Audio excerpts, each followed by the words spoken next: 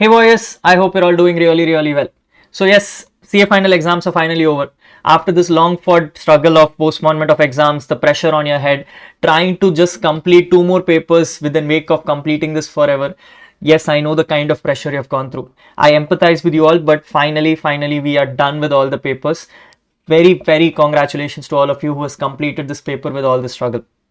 As a part of my responsibility, I do this every year, and therefore this year also we're discussing what is a CA final paper looking like for direct taxation. I wanted to do this paper a little bit earlier as well, but yes, I do not want to break the flow which you people had for your indirect taxes and IBS. So let's not waste time there. We are now with the video, so therefore let's discuss about it properly. Now, before I start the video, a disclaimer for all of you. All of my other friends who are here with an intention that Rahul, I've written the paper, let me check how much marks I'm scoring and everything. Please close your browser right away. Stop watching this video. Do not go into this video. This video is not with an intention to come and tell you how your performance has been. No. This video is being shot solely for 2 reasons. One, for all my September batch and January students who are planning to write their exams in the coming attempts. This is for you to come and understand how ICI has drafted their papers for the current year. So therefore you can buckle yourself up. Second, for all those people who have written me exams but are a little shaky. This is not for people who have frightened the exams with the confidence. This is for people who are a little shaky and still want to know that yes, am I touching the border? Should I start preparing well in advance or not? So this is the solely intent of doing this paper, people, nothing else. So please do not open up a paper, start marking and tell me that Rahul, this much I'm scoring here, this much I'm scoring there. I do not care. I do not want to know. Neither should you be bothered. Yes, so please do not do this in the today's discussion. On that note, people, we're going to quickly start with understanding what exactly does the CA final paper look like for direct taxation. Now, I have had a chance to go through the paper very quickly. I have not gone into detail, so we'll be doing it together. But yes, at least on an MCQ level, what my first impression was that is that the paper was fairly manageable. Yes, MCQs at least were fairly easy, except for the fact that some MCQs they twisted a little bit. In the sense, if you know the provisions very carefully, then you will get all the answers. But sometimes, you know, the heat of the moment, you'll get confused. Option B and option C both look right. Option C, option D both look right. So those kind of discussions can probably happen in this MCQ, people. So I say tried the level best to confuse you. But if you were strong on your provisions, you would not have got confused. To that extent, the ICI MCQs were fairly very easy this time. On the descriptive part, what I get to understand is that the paper was manageable. There was no out of the box questions this time, but at the same time, it was a little lengthy. Yes, so the solving of the paper would have taken a little bit extra time for you. But other than that, this is the first time I'm seeing that ICI has not given you any out of the box adjustments which you have to think about. Yes, so to that extent, yes, the paper was definitely manageable. Should not have been a challenge. If a person has dedicatedly studied properly and conceptually learned the subject, I'm fairly sure an exemption is very easily scorable in this paper.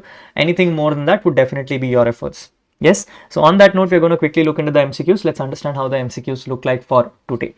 Now, in my set of the paper, I think the first one was in case study question. The first case study question was more relating to transfer pricing, if my memory serves right. Yes. So the first question was about some primary adjustment. Second question was to determine whether the person is an associated enterprise or not. And the third one wanted the primary adjustment. It's a bit of jumble up, people. So therefore, that is why I always request that when you attempt an exam, at least the case study questions, unless you know all the questions, please do not jump to the story because it will be very confusing. Sometimes it may so happen that you may have to do question 3 first, then do first one and then do second one. It is very well possible. Yes. So let's understand that question to that extent now. The question says Relish Private Limited is an Indian company. Solar Inc. S is a company incorporated in USA and its income is not chargeable to tax in India. Good enough. Both are promoted by Mr. Pawan who holds 51% sharing. So therefore there is a common shareholder holding 51%. That itself is a catch point. And the voting power in both are in S. Balance sheets are given to you. If I'm noticing the balance sheet, in the balance sheet there is a loan also which is given from S. Yes, there is a loan given from S out of the total assets of 600, which means if you notice more than 51% is achieved here as well. The question says the loan was advanced by S to R on 1st July 24 in rupee terms and is carried an interest rate of 7% per annum. The borrowers with similar risk profile, S is advancing only 6%. Yes, so which means S, who is the foreign company, is giving us loan and is charging us 7%, whereas normally he will charge 6%, which means India is bearing more expenses and therefore there is shift of profit from India. R does not make any adjustment to its total income of 15 crores on account of application of provisions of chapter 10 in its return of income. For the above information, they're asking the most appropriate answer. People, I think to answer the question, first you have to start with question number 2. Question number 2 says you have to determine whether R and S are associated enterprise. Now people, here is where the whole challenge started. if you notice, the question says there is a common shareholder of 51%, which means that itself is satisfying first condition. Condition that if you're a common parent having more than 26% holding, then you are an AE. Yes. So to that extent also it is satisfied. But then the problem is to the extent of loan also it is satisfied, because the loan provision says if you have taken a loan more than 51% of the total assets, that also becomes an AE. I would say ideally the answer is either option B or option C. Both are right in this question. Yes, a person cannot come and say any of the two, which of the two will be on priority, because both of them really make sense. Question number B says R and S are associated enterprise since loan advanced by S to R is more than 50% of the book value of the total assets. Yes. Second, R and S are associated enterprise because Pawan holds more than 51% in both the companies. Yes. So which means this is a peculiar question, people, where option B and option C both are right. Yes. Either of the two, my strong suggestion, I say should give you mark. Should give you mark. If I say chooses one of the two, then it will be a really bigger risk game. So I would say answer B or C, both are right. Next comes a question on the primary adjustment. It says what is the amount of primary adjustment required to be made? I think this one is fairly simple, people, but the one mistake which most of the people would have made is to look at the date. If you notice, the loan is advanced only from 1st July 24. Now, in this question, they're coming and saying that there is a loan advancement of 7%, whereas normally they should have charged 6%, which means there is extra 1% which is charged to me, which has to be reversed off. So 302 crores is the number, is it? 302 millions is the number, into 1% will be the answer, which is 3.02. But 3.02 is the interest which I would have paid for the whole year. Since I'm only taking it from July, that's April, May and June excluded. So therefore into 9 divided by 12 is the answer, and therefore 2.265 is the right answer, which gives me option number D. Yes, therefore option number D is the right answer. Unfortunately, the student whose paper I have has written option number A because he made a mistake of not looking at the date. So that is one mistake he would have made. But nevertheless, option number D is the right answer. I think with this coming up, you can answer question number 1. It says in case the excess money arises due to primary adjustment, it has not been repatriated within the time limits. R chooses to pay additional tax. What will be the amount of additional tax? Now here is where many people may have gone wrong. Yes, the one thing which you need to know is, people, when it comes to primary adjustment, secondary adjustment or additional tax payables only come into picture when the amount involved is more than 1 crore, which means you should have made a TP adjustment of exceeding 1 crore rupees. In this, if you notice, by question number 3, I have concluded that my TP adjustment is only 22 lakhs. With my TP adjustment being 22 lakhs, I am not required to do any secondary adjustment. With no secondary adjustment coming into picture, there is no requirement you to pay additional tax also. Therefore, the answer is nil. Answer is C. This is one question which I am assuming many people may have gone wrong, because they might have just directly taken the number multiplied by 20 or multiplied by 18, 12 and 4 and then put the answer out. That is one mistake you would have made. Ideally, you should not do that. Answer is option number C. Yes. So kind of a peculiar question, people. The problem is question number 2. I don't know what ICA is going to do. Hopefully they give you both option B or C, both of them as a right answer. And then 3, yes, you would have made a mistake if you have not taken your dates properly. Question number 1 is where you should have been careful about the limits which are given into question. Yes. Other than that, yeah, question is fairly simple. Look at question number 4. Independent MCQ. It says Mr. B is acquiring. Yeah. It says Mr. B is acquiring 1000 equity shares of PQR Limited for 400 each in May 2020.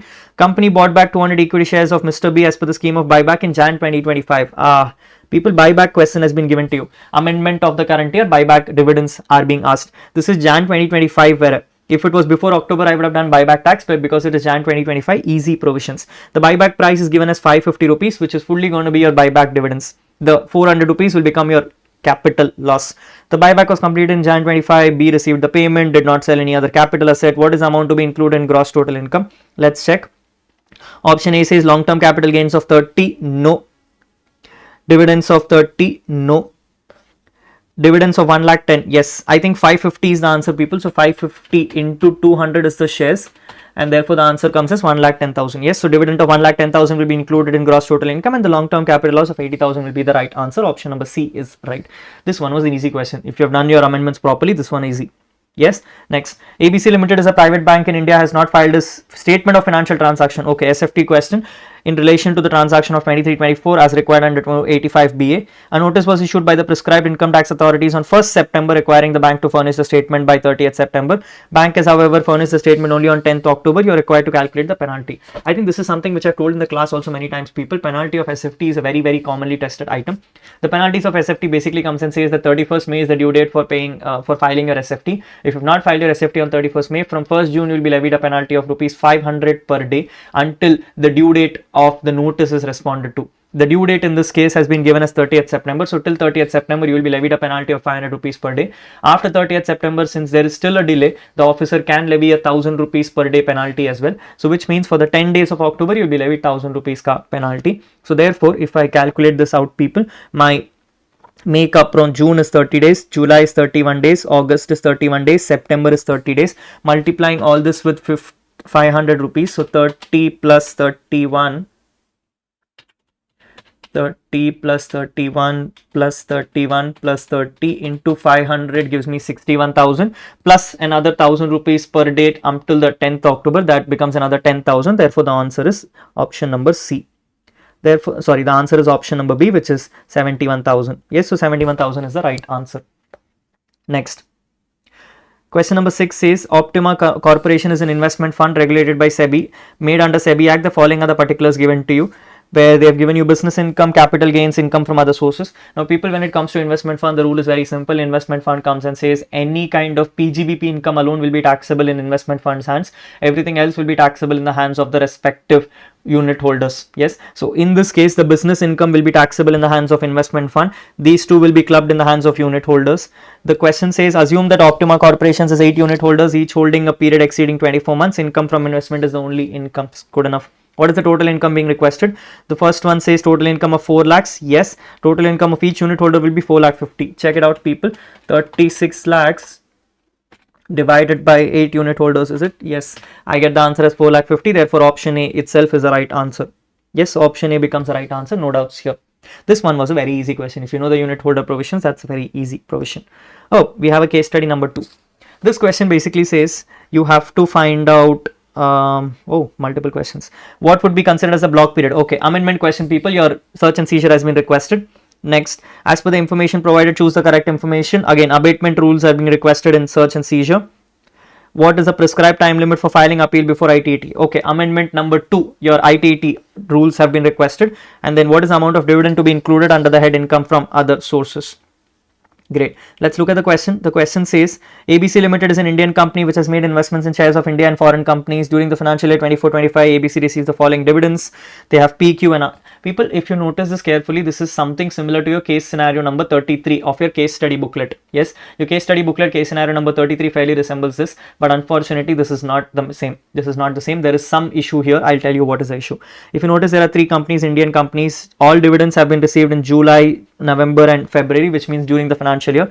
I have dividends of 3 lakhs, 5 lakhs and 4 lakh 80, 66,000, 80,000 and 1 lakh 20 is the interest expenses which are incurred. Question is asking for income taxable under IFOS. Now here is what a big issue comes in. In your case scenario number 33, ICAI was very smart to come and give you a question where what happened is interest was always more than 20% in all cases, which means whether you do 3 lakhs into 20%, it was 66,000, 5 lakh into 20% was more than 1 lakh in that case, and 4 lakh 80 into 20% was also more. Here is a peculiar case where if you do 3 lakh ka 20%, it comes to 60,000 rupees. Sorry. If you do 5 lakh ka 20%, it comes to 1 lakh rupees. And if you do 4 lakh 80 ka 20%, it comes to 96,000 rupees. Notice very carefully what is happening is in point 1 and point 2, you are safer because you know you have to take the restricted number of 20% on the interest expense. However, the problem comes here. The problem is here where you're coming and actually paying an interest expense less than 80,000. Now, there are 2 approaches to this question, and this is unfortunate from ICAI's side because you should have not been testing things which are vague in the question. ICAI has not come and clarified saying when it comes to 20%, is it 20% on the total dividend income or is it 20% per dividend income? What is the meaning of this, people? If you do it like this, if I have to come and tell you, I'll tell you it is 20% of the total dividend income. So my total dividend income is 12 lakh 80, which means I should have paid anything lesser than 20% of 12 lakh 80, which is 2 lakh 56. However, here it is 2 lakh 66. So I would come and say 2 lakh 56 is what you can claim as a deduction out of 12 lakh 80,000. And therefore the answer should come as 10 lakh 24,000. Yes, therefore the answer should come as 10 lakh 24,000. This is what my opinion is. Now, some people would have done it a little differently. What they would have done, they would have told for the first case 3 lakh 60, 20% is 60,000. So I will claim 60,000 as an interest expense. Next, 5 lakh into 20% is 1 lakh, but the restricted amount is 80,000. So they would have claimed 80,000 as an expense. And third one is 4 lakh 80 into 20%, which is 96,000. So they would have claimed 96,000 as an interest expense. What will happen here, people, is that if you now total it, it is 12 lakh 80,000 minus 60,000 minus 80,000 and minus 96,000. The answer comes as 10 lakh 44,000. Yes, which means option A shows up here as the answer. Option A shows up here as the answer. Now, ideally speaking, if you come and ask me, I would say option C is the right answer. Yes, there is no doubt that you should take option C as the right answer. I'll tell you why. People, the bigger problem what happens when it comes to ITR is that in ITR 6, ITR 5, ITR 4, 3, 2 and 1, practically for those people who have gone through it would know that dividend income is only one line item, which means you will have to report the whole 12 lakh 80 there. And then when you report the interest expense, the ITR automatically computes 20% of the total dividend showing on the top, which means ITR 6 probably encourages you to only do 20% of the total dividend income. And that is how the expense sheet also looks like, people. When you look at section 57, which talks about dividend, the proviso comes and says maximum restriction is 20% of the income included in the total income as dividend or income from mutual funds. So I would normally come and say that you should do 20% on the total, right? Wherever a person can also come and contend saying that I have to look at 20% on a respective basis. Now there are some case laws which may talk a little differently also, so probably most of the faculties I have seen have always given a contention saying option A is the right answer. However, if you personally come and ask me, I would say option C is the right answer. Now here is where the problem is. If you come and ask me honestly, I say I should really encourage that they should give option A or option C as the right answer. They should probably give you marks for both. Yes, if ICA is giving it any one of the two, it's unfortunate because then ICA is taking positions which it is not eligible to do so. Yes, this is something which unfortunately happened in this time's inter paper as well, where ICA made vague assumptions, and this is the one issue which is happening in finals as well right now.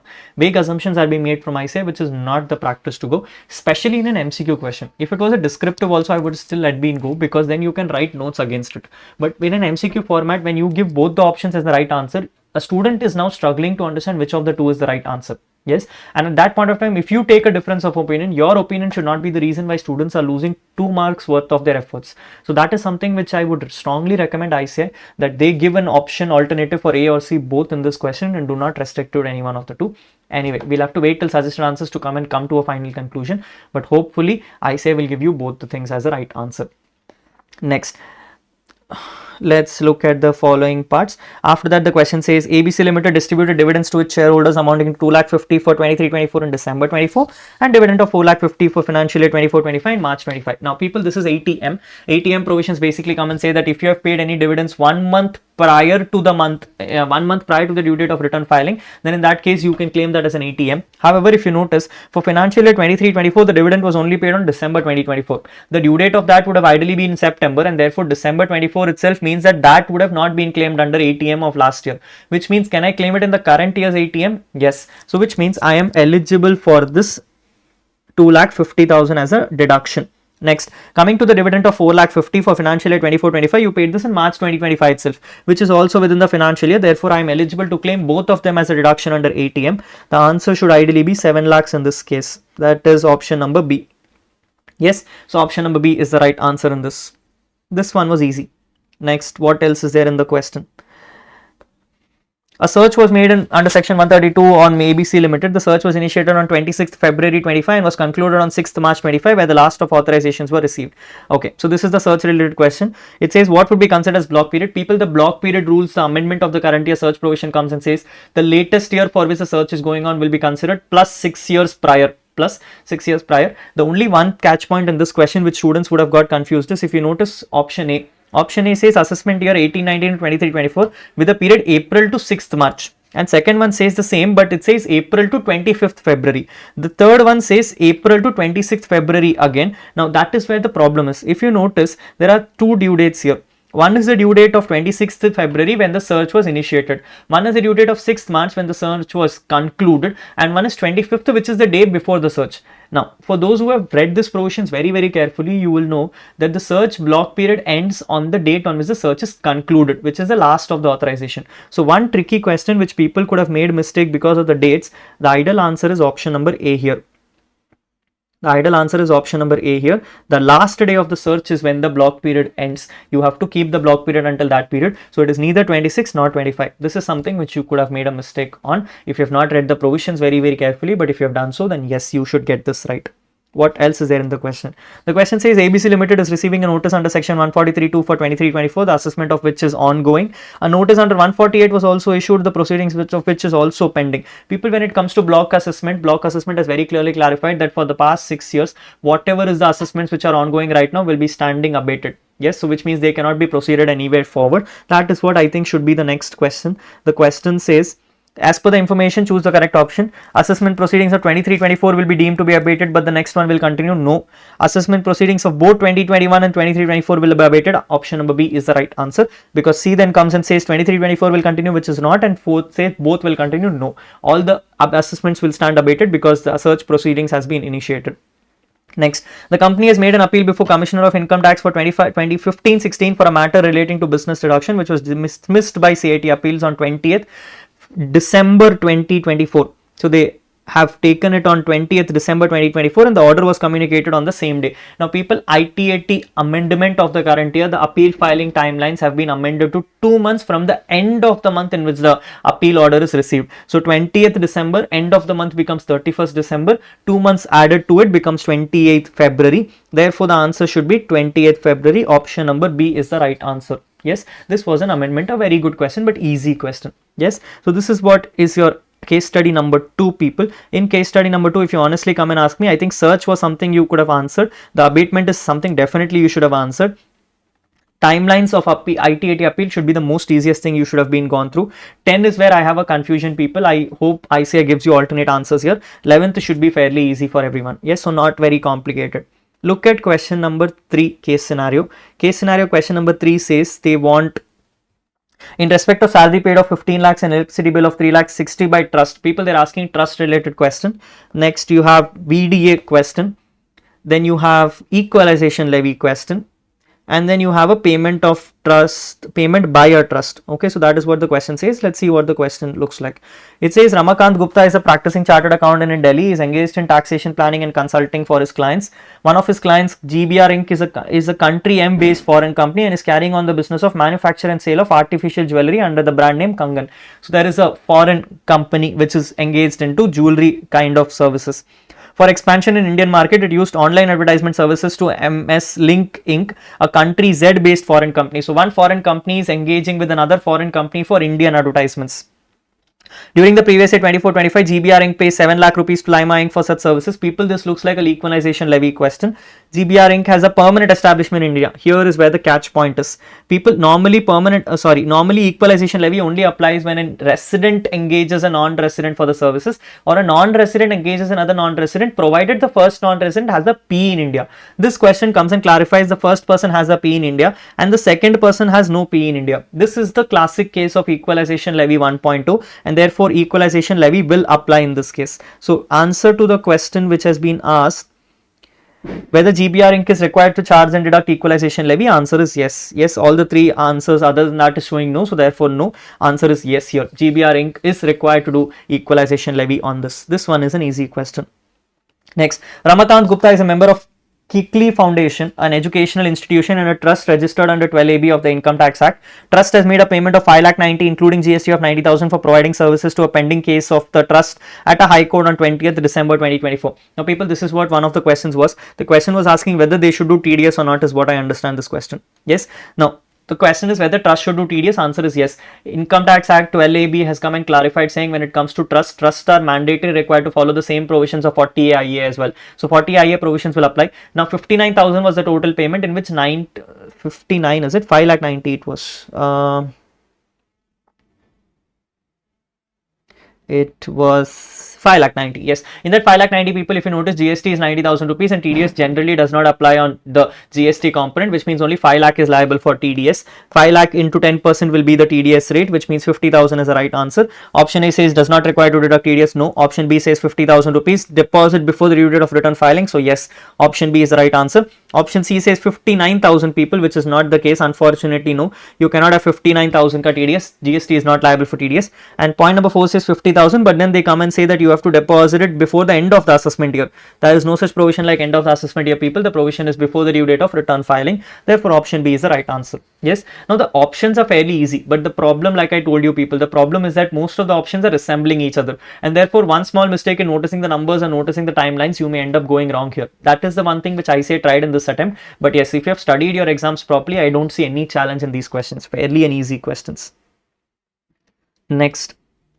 The trust is following mercantile system of accounting. In May 24, the trust paid salary payable for March 24 amounting to 15 lakh rupees and electricity bills of the month of Feb and March 24 amounting to 3 lakh 60. Now notice this carefully, people. I am in May 2024, which means in the current previous year, the person has made payments of the past years of 15 lakh rupees and 3 lakh 60. Now last year's amendment was that when it comes to charitable organization, the payments of charitable organization will only be allowed on cash basis, which means because these payments are pertaining to last March and last Feb, last year you would have not claimed it as deduction. Because you did not claim it as deduction, now you can claim it as deduction in the current year after making the cash payments. So therefore, question number 12, I think the answer should be salary of 15 will be treated as application, electricity bill will be treated as application, no, because it says two different financial years. Both salary will be treated as application of last year, no. Then salary of 15 lakhs will be treated as current year, electricity of last year, no. Both salary and electricity bill will be treated as application for the current year. Option number D is the right answer. Yes, easy question.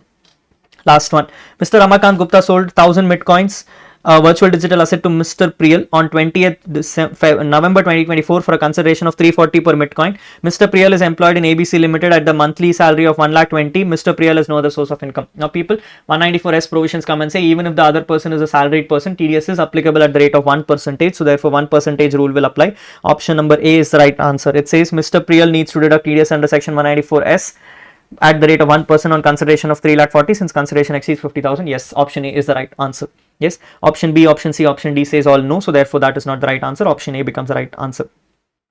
I think that's all. Yes, that's your MCQ questions, people. I think on the MCQ level, if you come and ask me, there were two questions which I personally feel a student would have got stuck on. One is the associated enterprise where it is showing B or C, and the second is the income from other sources. Both of these cases is what I strongly request ICAI that they give alternate answers. Other than that, people, I think the answers were very easy. MCQs, if you ask me my personal opinion, I don't think students should have made mistake here unless and until you got confused based on the dates and the timelines. Yes, so this is one strategy which I think have fairly clarified in my classes also, and I'm repeating this once again. At least at CA final level, people, it is not about mugging up the subject and going. The mugging up of the subject does not really help. You need to learn the subject conceptually, and this is one very good example for that. Yes, ICAI has moved to the model where they want a conceptual clarity on all your subjects. So please do not have this understanding that DT can now going forward be just mugged up on the provisions and we get the answers. Your book back questions are no more helpful to that extent. You have to know the subject practically. Great. With this, people, we are going into the descriptive part of the questions. Now, descriptive part of the questions, I am not going to solve the questions because anyway, ICAI would come up with suggested answers and detailed understanding. So I don't have to spend much time. But let's look at the question together and let's try to figure out what exactly is to be done on that question, and then we'll take it from there. Yes. First one. Krishna, Kinara and Komal are three partners in a partnership firm, KK Enterprises. Firm has carried on the business of running banquet halls for marriages and other parties and events poses for the date of formation from 2015 to 2020.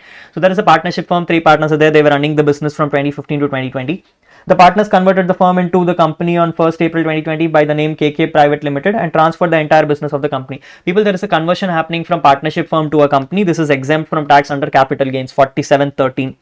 All the partners of the firm became the shareholders of the company in the same proportion as their capital balance. No other consideration was paid. Yes, this is one important condition for the capital gains to not be taxable, that you should not have been paying any other consideration other than capital contribution, and there should not be any book value, there should not be anything transferred other than book value considerations. Next, the company earned a net profit of 1 crore 19,25,000 after debiting and crediting the following items. People, notice carefully, this is 1 crore 1925. So which means if the question asks for tax payable, there will be a surcharge in this question because the person is a domestic company.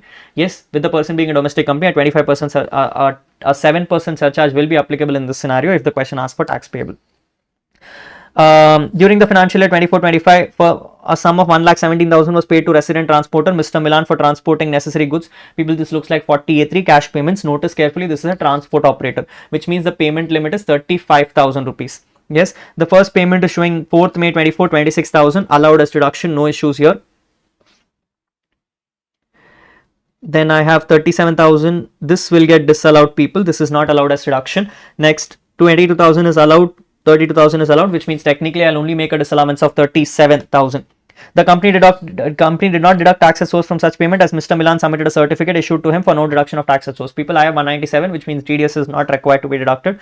That's good enough. Depreciation as per books of accounts will get clearly added back because you'll have to claim depreciation as per Income Tax Act.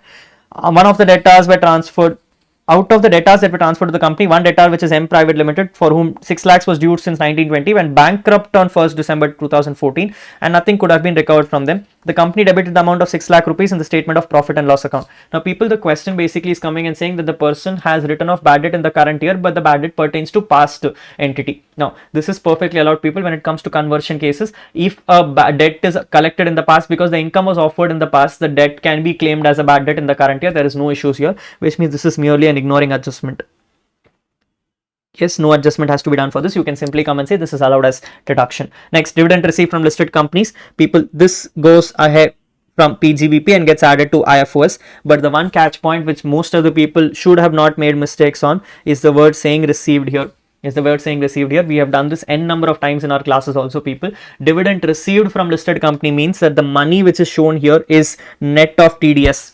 Is net of TDS, which means what you get reduced from PGBP is 5,40,000, but what gets added in IFOS is divided by 90% of this, which means you have to take to IFOS 6 lakh rupees. You have to take to IFOS 6 lakh rupees. This is something which you should have not made a mistake on. So yes, if you have not made a mistake on and you're happy about this adjustment, please drop in a comment on the chat box. Next, additional information is given to you. The company invested in shares of listed company through a stockbroker. During the financial year 24-25, the company paid 1,25,000 to its resident broker as commission for the purchase of the shares. No shares were sold during the year. No TDS has been deducted on such payments. Now, people, this is a case of non-deduction of TDS. The question which I have, unfortunately, here is that this is given in additional information. And in additional information, the one problem is it does not come and clarify that this number is a part of the P&L or not. Yes, so which means you have to make an assumption here. Assumption here is that if it is part of P&L, then I will disallow 30% of the expense. I'll disallow 30% of the expense because no TDS has been done. But if it is not part of P&L, I have no worries here. Yes, I am going to ignore this adjustment because it doesn't matter. Correct. Ideally, the question should have confirmed it that it is part of P&L or not. In all practical sense, one could also come and say that because it's a company, obviously they would have put it in the P&L, but you never know, people. The question does not come and clarify what exactly is happening here, and therefore I would probably make a suggestion on that. So let's be careful on that. Next, depreciation as per income tax rules is 15,78,000. This is to be allowed as a deduction. Yes, so this can be claimed as a deduction, no issues here. You can claim it as deduction in PGBP. A machinery HYC that the firm had earlier used was transferred to the company at the block of succession. The machinery formed part of the 15% block. Okay. The WDV of the machinery was 12 lakh rupees on 1st April 24. On 1st September 24, the machinery was discarded. So which means we have sold some machinery, people. The amount of depreciation as per income tax rules given above 15,78,000 includes depreciation on this machinery as well. Now, people, should you be having depreciation on this machinery? Answer is no. Income tax basically comes and says that depreciation can only be calculated at the end of the year. Yes, so which means if you're only calculating depreciation at the end of the year, assets which are not part of the machinery block should have not been taken into consideration itself. So that is one thing which you should have kept in mind, which means depreciation is wrong to that extent. So 15,78,000 is wrong to that extent. You do have to remove that much of depreciation. Now, the one question which I have to understand is 15,78,000, they say this depreciation is forming part of it. Now, I don't know whether they say depreciation forming part means they've taken depreciation at the rate of 12 lakh rupees on 15% for the whole year, or they've only calculated till September. Which means here again you will have to make an assumption. Assumption number one is where you can come and say, I am assuming that this question is wrong because they have taken depreciation only till September. In which case you would have taken depreciation of 12 lakhs into 15% into April, May, June, July, August. April, May, June, July, August. So therefore 5 by 12. Yes. So which means to this depreciation is what I will remove from the 15,78,000 and balance is what I'll claim. Assumption number two is where I'll come and say, because this is income tax, maybe the person would have claimed depreciation on the whole year and probably forgot about the fact that you should have reduced this itself. So that is also something which I can do. So this is what the problem is, people. The second problem which I'm having is, oh no. No. One second, people. I think let's read the question once again. It says depreciation as per income tax rules is 15,78,000. A machinery HYC that the firm has used earlier was transferred to the company at the time of succession. The machinery formed part of 15% block. The depreciation, oh, WDV is given as 12 lakhs. Okay. People, now there is a problem. If you notice this carefully, what is happening is 12 lakh rupees is the block of the depreciation. Yes or no? Yes. Now the problem in the question is, the question says machinery was discarded, but they do not tell at what value. When they do not tell at what value, which means my assumption is this asset was sold at a zero price, which means you just scrapped off. Yes, and if the asset has been scrapped off, there is no sale value. When there is no sale value, there is nothing to remove from the block, which means I would then make an assumption coming and saying discard happened at nil value, and therefore there is nothing to be removed from the block, which means 15,78,000 is the right answer. There is no change in this answer. This is the correct answer. There is no further adjustment to be made. This is more of a confusing adjustment, people. You don't have to make any adjustment on this because it is assumed that it is not to be removed off. Yes, unless and until a person makes an assumption that this firm, the asset is the only part of the block. If that is one assumption to be made, then also the question comes is what is the sale value on this? Since nothing is given, I would say that this 15,78,000 is the right answer. No adjustment has to be made on this. I wouldn't say this is a good adjustment, but nevertheless. The shareholding structure of the company at the start of the financial year is given to you. Krisha is having 30, Kinara is having 25, Komal is having 20 and others is having 25. During financial year 24-25, Krisha has sold 95% of her holdings to her daughter-in-law Kiran. Now people, Krisha has sold it to her relative. The problem is in this question, section 79 will now come into picture because closely held company rules are applying. Yes, now closely held company rules, why are they telling you this? Is because there is a brought forward business loss. 14 lakh rupees is there for assessment year 2021. Now Section 79 basically comes and says that 51% of the holding of the old shareholders should remain with the same shareholders. If that is not the case, then it will be a problem. Now, Krisha is holding 95%, which means Krisha 30 into 95% is what she has discarded off. So, 28.5 is what she has discarded off. If 28.5 is what she has discarded off, then the balance remains as it is, right? So, which means 1.5 of Krisha plus 25 of Kinara plus 20% of Komal and 25% of others, 45 remains as it is. Correct?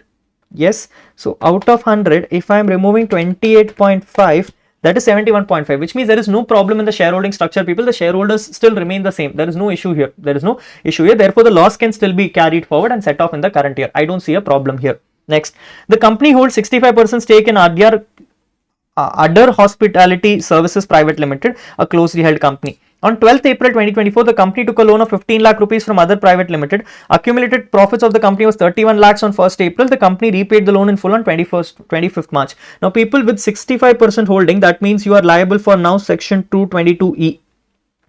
Yes, 222E comes and says when you take any kind of loans and advances from a closely held company, then you as a shareholder, if you're holding more than 10%, whatever loans and advances you receive will be fully taxable as deemed dividend to the extent the company has accumulated profits. Now, you have taken a loan of 15 lakh rupees, the company's profit is 31 lakhs, which means you will be taxable for 15 lakh rupees as it is. Does the repayment have a criteria? No, the repayment has no relevance to the extent that this is 222E. I cannot claim this as a deduction. You will have to tax that number fully. Long-term capital gains on transfer of capital assets amounting to 55 lakhs which arose at the time of succession was exempt at the time of conversion in the hands of the firm as laid down in conditions. Not relevant information, you don't care about it. Next, the turnover of the company for previous year 23-24 is given as 390 crores and for the previous year 22-23 is given as 408 crores. Now people, when it comes to domestic company, you have to look at 22-23's turnover and not 23-24's. This is 408 crores, which means they are liable for a 30% tax rate. Yes, they are liable for 30% tax rate plus a 7% surcharge and a 4% cess. That is what I would be doing. You are required to compute the gross total income and tax payable of the company by giving brief reasons. Would it be beneficial for the company to opt for the concessional tax regime under 115BAA? Examine, ignore the provisions of the Income Tax Act, ignore the provisions of MAT. Now people, if I am looking at the question, the first thing which I have to understand is, do I have any impact because of 115BAA? Is anything going to change because of 115BAA? Nothing in the point 1, nothing in point 2, nothing in point 3, nothing in point 4. Do I see any change in additional information? 1, no. 2, also no.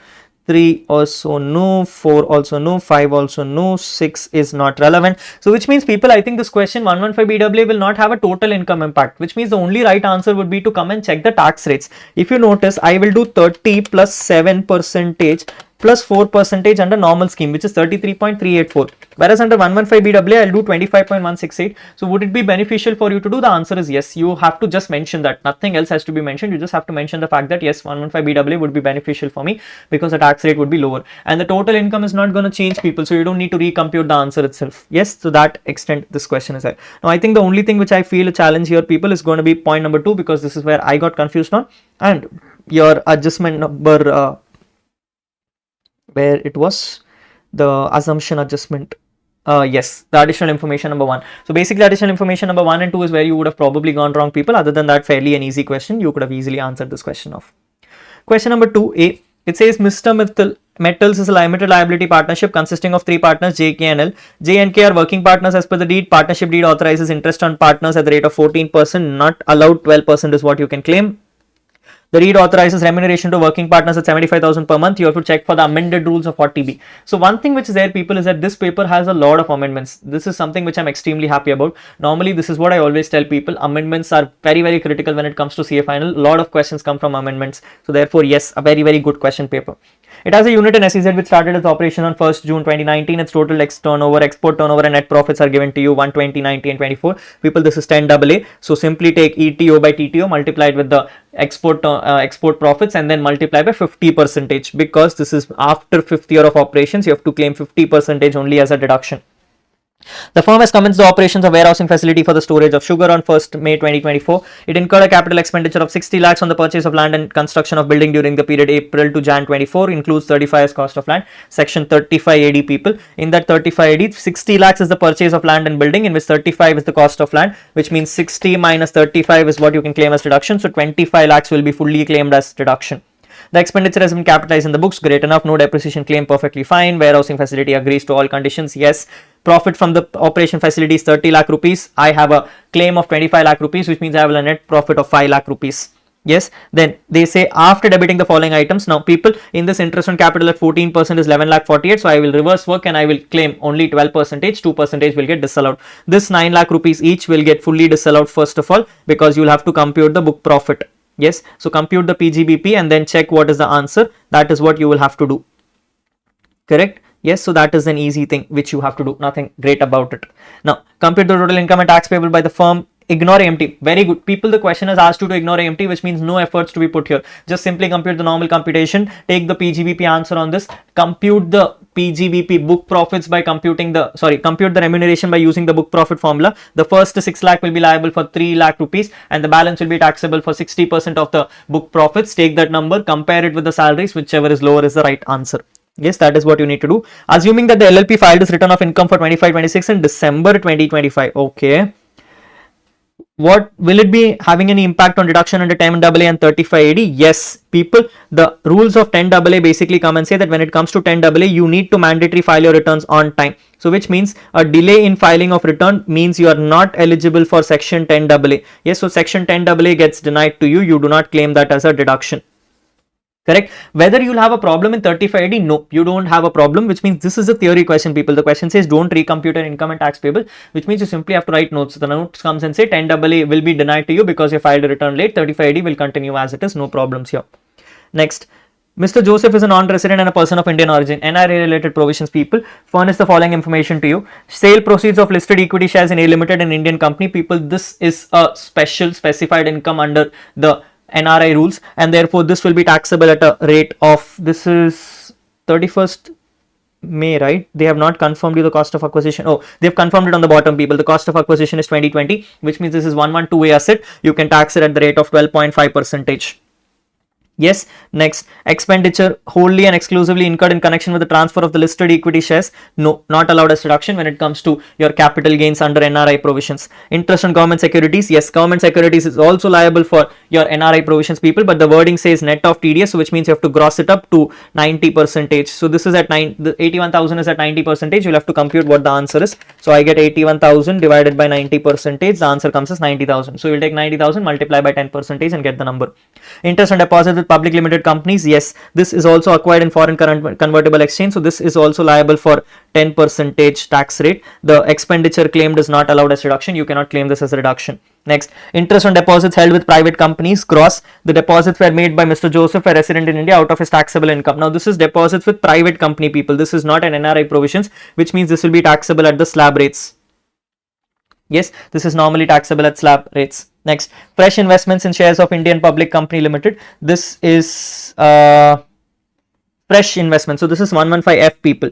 Yes. So which means whatever long-term capital gains you give, if you deposit that money in net consideration fully, then you will be eligible for a 115F. If I notice this question carefully, people, my consideration is 6 lakh rupees. So I should have deposited the whole 6 lakh rupees. Because I deposit only 2 lakh 20, I'll get a proportionate exemption on this. A very easy question, people. You should not have a problem here. You are required to compute the total income of Joseph and gross amount of tax payable for 25-26 in accordance with the special provisions of 12A applicable to non-residents and other provisions of the Act. Mr. Joseph has opted to shift out of default tax regime. Good enough. He has no other incomes. Okay, so that will be taxable as per the normal alternate tax regime provisions. The applicable tax was deducted at source from interest. You are ignoring the interest calculations and effect of first proviso. So they've asked you to ignore those things also, people. Now, if you notice this carefully, the sale proceeds is happening at 31st May. Yes, this is one thing which is a catch point here. This is a 31st May provisions, people, which means it is not 12.5%. It is actually 20%. It is actually 10%. Yes, so this is one thing which you probably could have gone wrong on. If not, then great for you. Yes, 10% is what you will be taking this into consideration. This is taxable at 10% and not at 12.5% because it is not before after 23rd July. It is before 23rd July. So that is one thing you need to keep in mind. Yes, next. Examine and discuss each of the following independent scenarios for charitable organizations. Yes, a standard question of charitable organization. It says KRA Foundation is a charitable trust registered under 12AB, has total receipts of 145 lakhs. The receipts of 145 includes a voluntary contribution received from Keshav, a resident individual, amounting to 70,000 rupees. Now, people, there is a section 13 in charitable organization. The section 13 comes and says when a person makes an investment more than 50,000, the person is called as a specified person. Yes, so let's keep that in mind. During 24-25, out of the total receipts, the trust gave an unsecured loan of 5 lakh rupees to Keshav at an interest rate of 12%. The secured bank charges an interest rate of 11.5 for similar kinds of loan.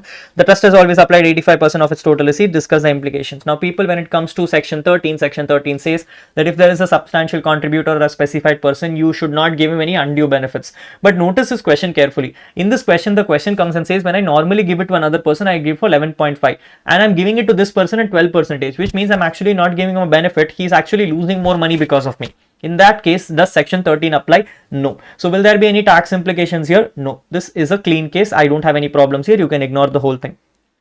Next, Medicare Foundation, a trust registered under 12AB of the Income Tax Act, runs a hospital. During the financial year 23-24, it received a voluntary contribution of 95 lakhs with the specific direction that it should form part of the corpus of the trust. Yes, when it comes to voluntary contributions, you need to keep it as a part of the corpus, and the corpus should be invested in 11.5 modes. The trust invested some money in the shares of Healthy Care Limited, a public sector company. People, in 11.5 modes, public sector company is a permitted scheme, and therefore you can invest in that. On 31st March 25, due to disinvestment by the government, Mr. Healthcare ceases to be a public company. Now, people, just because the company does not become a public sector company anymore because of government withdrawals, it does not impact you. You are not held responsible for it. It will not change your issues. Yes, the only request is that if you're going to withdraw them, if it is going to have an impact like that and you are informed about it, you need to ensure that you withdraw the money from it and invest in another 11.5 modes within prescribed time limits. So, therefore, will you have a problem here? No, as long as you satisfy the conditions. Next, Medicare Foundations, a trust registered under 12AB of the Income Tax Act, runs a hospital, also paid consultancy fees of 1 lakh rupees to Mr. Suresh, a doctor, on 31st August. Trust did not deduct TDS on the consultancy fees. The accountant of the company claims the trust is not liable to tax audit and therefore is out of the purview of 194J. No. People, there is a specific explanation when it comes to 12AB, and 12AB explanation comes and says that you have to do TDS as a trust mandatory. Tax audit rules are not applicable to you, so 30% disallowance will be made on this application of income.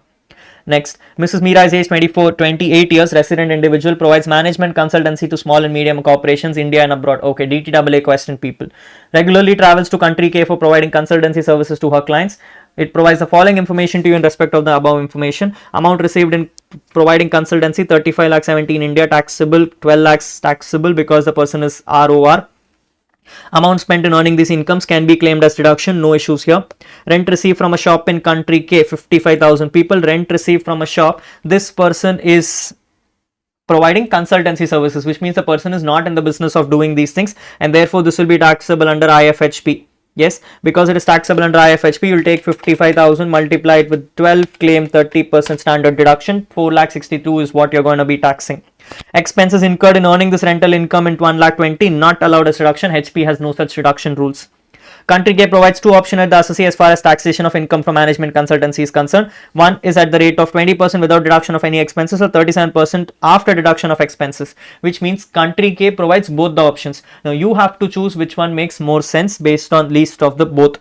Country K taxes rental income at a flat rate of 27% after giving a standard deduction of 20% of the regular expenses. No other expenses is allowed to be deducted. Now they are taxing it at 28% after allowing 20% standard deduction, people. So which means you will have to check your income versus their income and check whichever is lower. That income is the doubly taxed income. On that income you will check the tax rate as per India rules and tax rate of 27%, whichever is lower once again. Yes, so that is how you'll have to do it. Third, Country K does not have any tax deduction regulations at source. Mrs. Meera has opted for the lowest possible tax in Country K, which means in question number 1, Country K rules, they are coming and saying you'll have to choose which one makes more sense. So you'll have to check where the tax is lower, people, for you to understand what has Meera done. Yes, so you'll have to do both the alternatives and check. If I check 35,70,000, 35,70,000. Yes, 35,70,000. If she taxes, no, it's not 35,70,000, it's 12 lakhs. Yes, so it is 12 lakhs. 12 lakhs, if she wants, she can pay tax at the rate of 20% flat, which comes to 2,40,000, or she can decide to pay 37%. So it is 12 lakhs minus 2,50,000 into 37% will give 3,51,000. Obviously, people, the person would choose to go for 12 lakhs only, and therefore that is what the answer would be. Yes, so Mrs. Meera would have opted for 12 lakh rupees at the rate of 20% without allowing any expenses. Whereas when it comes to India, you will claim those expenses also, and then you will compute taxes where the tax rate is lower. You're required to compute the total income and tax payable by Meera, assuming she opts to pay tax as per default tax regime. Yes, DTR has been requested. Ignore the provisions of 44 ADA. No presumptive incomes has been requested. Does not have any double taxation avoidance. Yes, your calculation should be made up to 2 decimal points, which means you have to do very simple, people. Take the doubly taxed income in both the scenarios. Check where the tax rate is lower, whether in India or in the foreign country, and do whichever is lower. And do whichever is lower as a claim for you. Yes, so relief will be given accordingly. It's not called rebate, it's called relief. Next, examine the applicability of TDS as source and the calculated amount of TDS to be deducted in the independent scenarios. UB Click Inc. is a non-resident company and is engaged in manufacturing of paint and has factories across the world, including India. The factory in India produces paints and sells in India market as well as provides worldwide since 10 years. Its turnover for the last 3 years is given as 200 crores, 490 crores, 540 crores. On 1st May 24, it bought raw materials from Colors Private Limited, a domestic company, for 1 crore.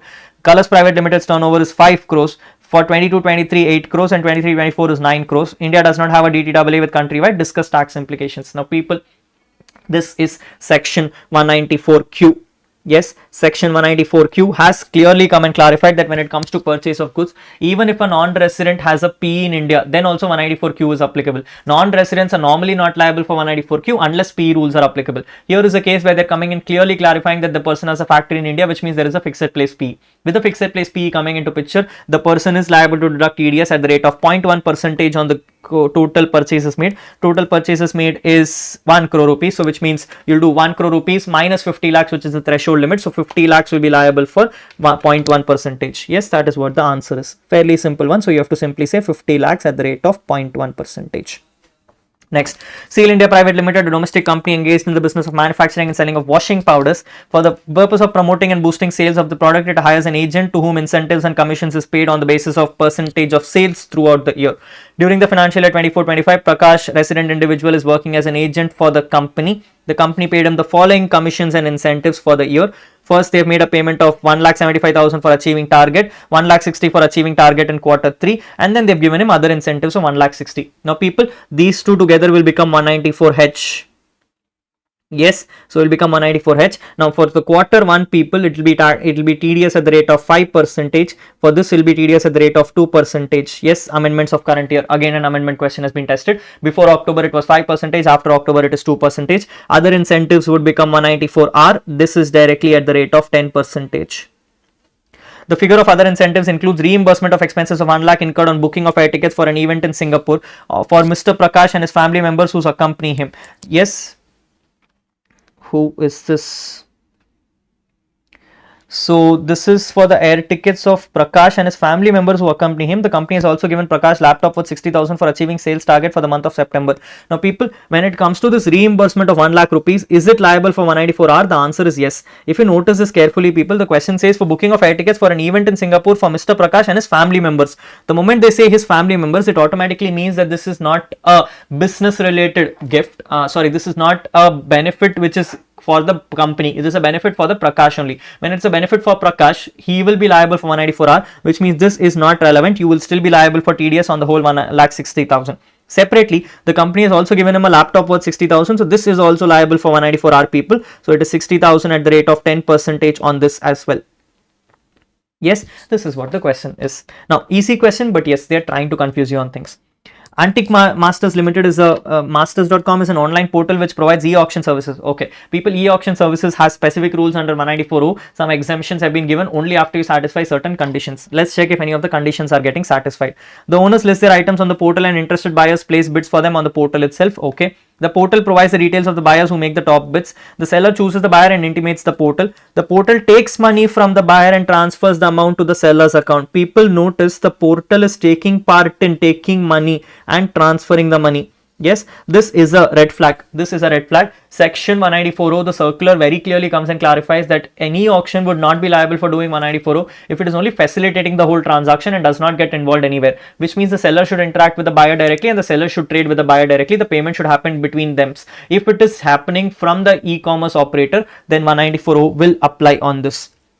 Then seller then delivers the items directly to the buyer's address. What will be the TDS implications on this transaction? People, this transaction will be liable for TDS. You will have to do TDS at the rate of 0.1%, the amended rules. Yes, you will have to do TDS at the rate of 0.1% as per the amended rules. Next, Indiana Limited, an Indian company engaged in manufacturing and trading of electronic projectors. Indiana has the following stakes. It holds 30% voting power in Star GmbH. People, this is an AE. You are holding more than 26%. It appoints 6% in Moon Inc., an American company. Moon Inc. has 15 directors. People, for AE to apply, you should have at least given more than half of the directors. Now 15 ka half becomes 7.5, which means at least 8 directors should have been appointed. Since only 6 is appointed, this is not an AE. This is not an AE. Yes. Next, it has given guarantee of a loan amounting to 12 million taken by Asteroid Limited. The total value of the borrowings is 150 million. People, for guarantee, the rules is 10%. Now 10% of the total borrowing should be guaranteed by the person. Since it is 150, 10% at least means 15 million, but here it is only 12 million, which means this is also not an AE. Yes, this is also not an AE, and the book value of the assets is given as 160. People, book value only is relevant when I am extending loans. I am here guaranteeing the loans, therefore this is not relevant. India has entered into the following transactions of the current year. There is a transaction with Star, there is a transaction with Moon, there is a transaction with Asteroid. You are required to discuss the following: whether Star, Moon and Inc. are associated enterprise. Star is associated, Moon is not, Asteroid is not. Compute the arm's length price. Yes, let's check on the arm's length price. People, I am only going to check the arm's length price of Star. I am not going to be checking it for Moon and the other person, but let's check the question. It says Indiana bought 1000 units of electronic projectors for Star GmbH for 15,000 per unit for the purpose of resale in India. People, RPM method is to be used here. Resale price method is the answer. It sold these projectors in India without doing any modifications. Okay. The gross profit margin earned from the sale is 20% on the sale price. Star GmbH provided after sale services of 1 year. The cost of warranty is 3% of the sale price. Now people, the problem here is that I know the facts of Star GmbH, but to do arm's length pricing, I need to know an unrelated party. Do I have an unrelated party? Yes. With the clarification that Moon Inc. is not an AE, Moon Inc. or Asteroid, if at all the transactions are assembling, that can be used as an arm's length transaction. Let's check Moon Inc. It says Indiana Limited bought 1000 units of similar electronic projectors from Moon Inc. for 14,000 rupees per unit. It sold these projectors in India without doing any modifications and earned a gross profit of 30%. See, now I have the 30% margin. The Moon Inc. provided after sale services of only 9 months, whereas the cost of warranty is 3% of the sale price. Now people, Moon Inc. can be used as a very reliable comparable when it comes to the case of Star GmbH. So what I'm going to do, I'm going to take the sale price of 15,000 rupees which has been used in the Star GmbH. Taking the sale price of 15,000, sorry, not the sale price. I'm going to take the 15,000 rupees and add 20% on it. Yes, so 15,000 and add 20% on it, I'll get the sale price. On that sale price, I'll then remove the gross profit margin of 30%. I'll ignore the 20% gross profit margin because that is tainted. So I'll remove the 30% gross profit margin. Then I'll do an adjustment for the warranty period. The warranty in the first case is given for the full 1 year, whereas here it is only given for 9 months. So therefore, to that extent, I have to extend my warranty. Yes, so that adjustment I will make, and I'll find out what is the cost price at which I should have bought from Star GmbH. If I'm getting it at a cost price more than that means I'll have to do a primary adjustment. Next, when it comes to Asteroid Limited, it says Indiana Limited provided consultancy services to Asteroid Limited for 8,000 per hour for 5,000 services. Similar services to Cosmet is 9,000. People, this I don't care. This I don't care, because when it comes to Asteroid is not an AE, and this is not a resale price method also, which means it cannot be used as a comparable for Star GmbH. I don't care about this. This is an ignored information. Yes, so you can ignore this information, or you can rather come and say arm's length price is 8,000 rupees, as the case may be. Next, answer any 2 out of the 3 subparts, people. Mr. Rajneesh is a resident individual during the course of assessment was found guilty of making false entry in the books of accounts. Assessing officer has initiated penalty against him for 271 AAD. Penalty is likely to be levied of 3 crore rupees. Assessing officer passed an order to provisionally attach the properties of the assessee on 31st May since AO is of the opinion that it is necessary to do so. AO took the prior approval from PCIT and has passed the order accordingly. You are required to answer the following. Is the action of assessing officer valid? Yes. Now, people, when it comes to provisional attachment, normally provisional attachment cannot be done for any penalty cases. There is only one exception to this rule, which is 271 AAD, and that is only when the penalty expected is more than 2 crores. Here the penalty expected is 3 crores, and therefore yes, you can do a provisional attachment, no problems here. Assume all procedural aspects has been taken place. Discuss the validity of the provisional attachments. Normally it is 180 days, people. Yes, 180 days is the provisional attachment period. Is any options available to Rajneesh where such provisional attachment can be avoided? Yes, people, if you want to avoid a provisional attachment, simply go to a scheduled bank, get a bank guarantee and submit it to the officer. The officer taking the bank guarantee will ignore the provisional attachment and release the products for you. Yes, so that can be done. Next, please answer the following questions relating to the provisions issue involved, provisions applicable, analysis and conclusions. So that is what they're requesting. They want some analysis and conclusions. First one, assessee is TQR LLP, registered LLP is engaged in wholesale and retail trade. Assessee has debited 5 crore rupees to P&L on surcharge on sales tax and turnover tax. Okay. In the assessment order under 143.3, the assessing officer made an addition of 5 crore rupees on account of disallowance of this. Assessee contends that the order of assessment is bad in law as no notice under 143.2 was issued even though the assessee has participated in the proceedings. The assessing officer, however, relying on 292 BB has contended that when the assessee has participated in the proceedings, he cannot raise any objections. People, this is a case law which is there in your study material and has been asked multiple times. Lakshman Das Khandelwal question law, which comes and says that even though the assessee has initiated the proceedings and has supported in the proceedings, unless a notice has been issued, the assessment is not treated as valid, and therefore this case will not be held valid. The assessing officer is wrong in this case, the assessee is right.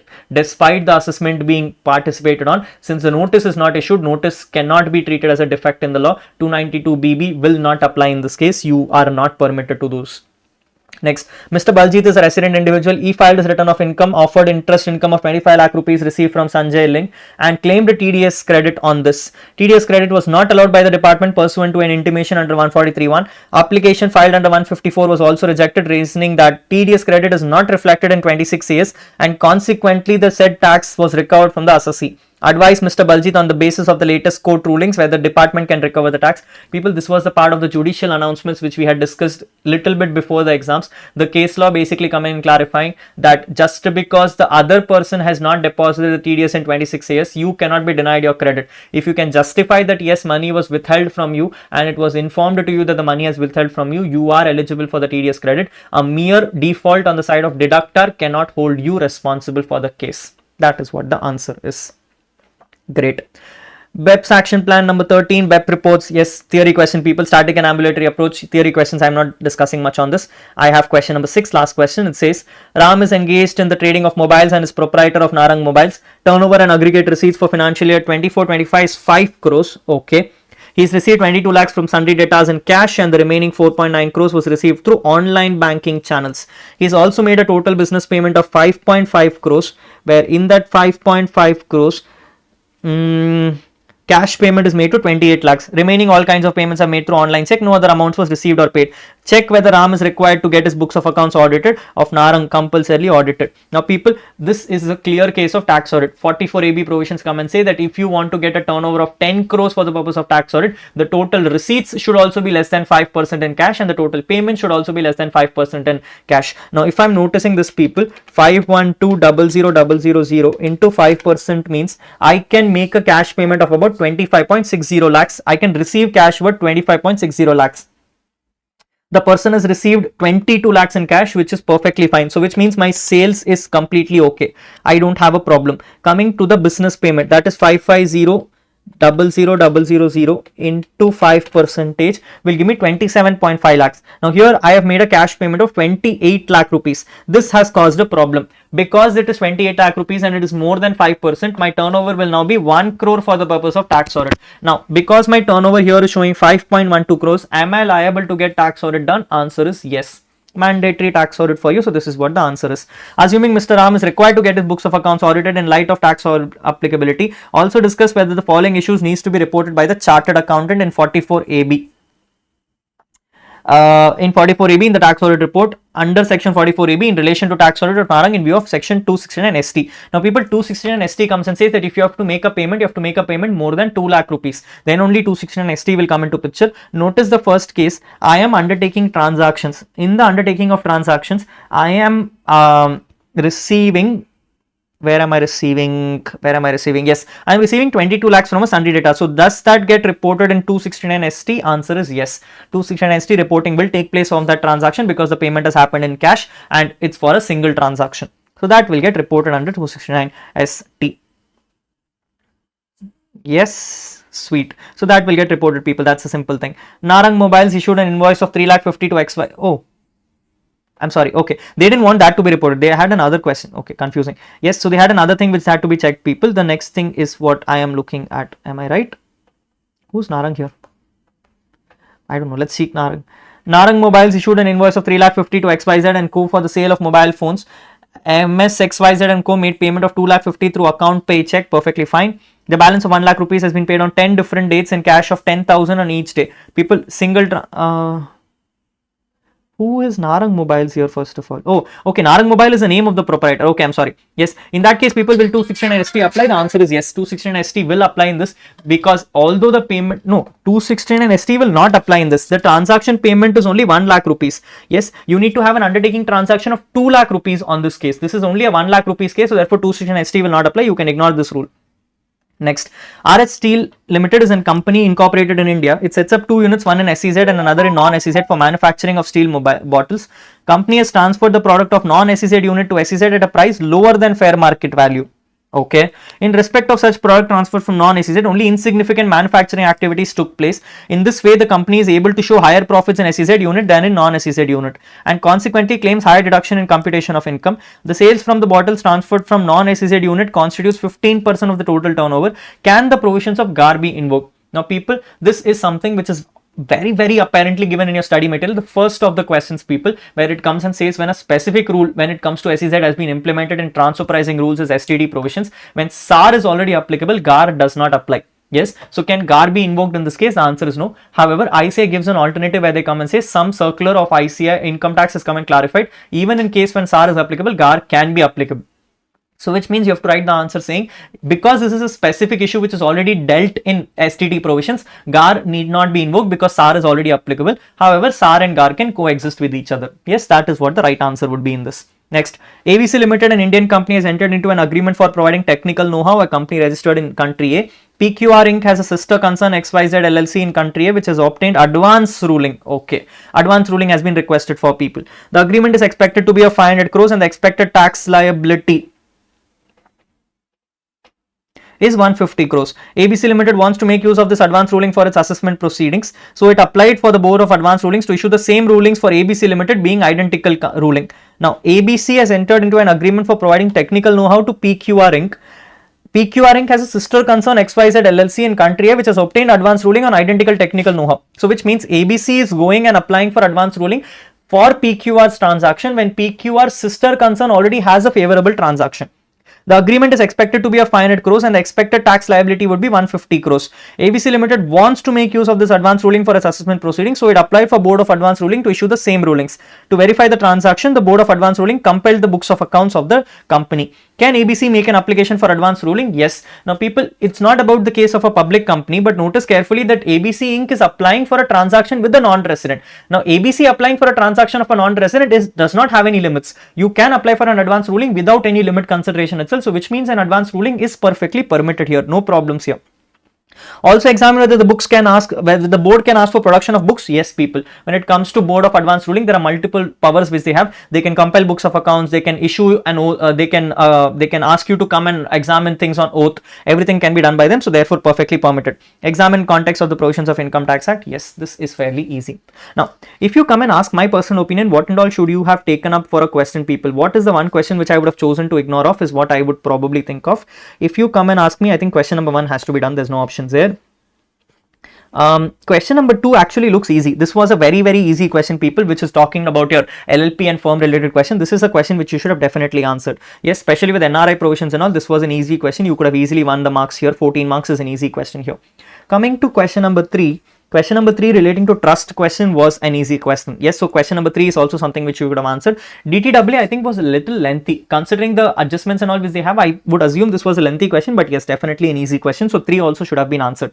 Now 4 is where 194Q was an easy question, 194H was an easy question, and E-auction is where if you have done the circular properly, you could get this also right. Yes, the thing which I would say is probably 4th is, I think 5 is where I would get stuck. Probably for a person of 271 AAD could have been an issue. The provisions relating to any 2 out of 3 was requested, right? So if I would have ignored point number 1, I could have answered point number 2, which was Lakshman Das. You already know about it. You could have answered point number 3 because it was a recent case law. So definitely yes, question number 4 should have been, question number 5 should be answered. 5A is easy to be answered. 5A, B probably the theory question is what you could have got stuck on. If not, that is what it is. 6th question is what I would, tax audit was an easy question, so definitely yes. SEZ, you know, people, there is no doubt about it, and 4 marks was a giveaway for you. So 4 marks definitely should have been answered. And the next Board of Advance Ruling was also an easy question, which means if you honestly come and ask me to the save of time, I would have ignored question number 4. I could have easily saved time on not doing my transfer pricing question, and I could have easily saved time on TDS question. Yes, so that is what I would have ignored. So it's a choice between question 4 and question 5. But other than that, like I said, people, looking at the questions, I think yes, one in a while they have modified some adjustments and made it a little tricky, but overall this paper was manageable. It was not a difficult paper. Some places here and there is where you could have gone wrong, which is still fine, because yes, step marks are always there in the exam. So yes, I would say this paper was manageable. A little bit length is what I can assume in this question. You could have really spent time on thinking about the adjustments for a while. So to that extent, yes, the paper could have gone difficult. MCQs, to my understanding, except for the 2 multiple choice which went wrong, you could have gone everything right. Yes, so this paper is an easy paper to easily score 65, 70, 75 as well. I don't think anything lesser than this would really be worth it, but no worries here. I am pretty sure everyone would have done really well. This paper seems like a passing paper. So that's all that I can think of this paper, people. A good paper. I would really recommend my September and Jan batches to please go through this paper, try to solve it from your end also to see how you're reacting to this paper. Yes, a very good practice paper is what I would say, especially the DTAA questions and everything is the first time what I've seen. Yes, so these kind of questions is something which you should really practice and try out your luck. Yes, that's all, people, for today's video. I think we are almost about 1 hour 15 minutes. So yes, we have taken 1/3 of the time which you would have taken for completing a paper, because we did not solve the paper. But nevertheless, a good discussion on today's class. I hope this video was enjoyable for all of you and you've got some great insights for preparing for your upcoming exams. Let's come forward and see something better, people. I have some really good of thoughts in my mind right now for the upcoming September exams. I'm already working on some exciting projects to make sure that your papers become a lot more easier. So I will come up with further videos for all of you for that extent. If you have any of your friends who are watching, if you have any of your friends who are attempting your final exams for September and Jan, please forward this video and also tell them to look into this channel on a consistent basis so that they can get track of whatever new changes we are bringing into the topics. Thank you, people. Have a great learning ahead. I will see you all soon with the next video. Until then, take care. Bye bye.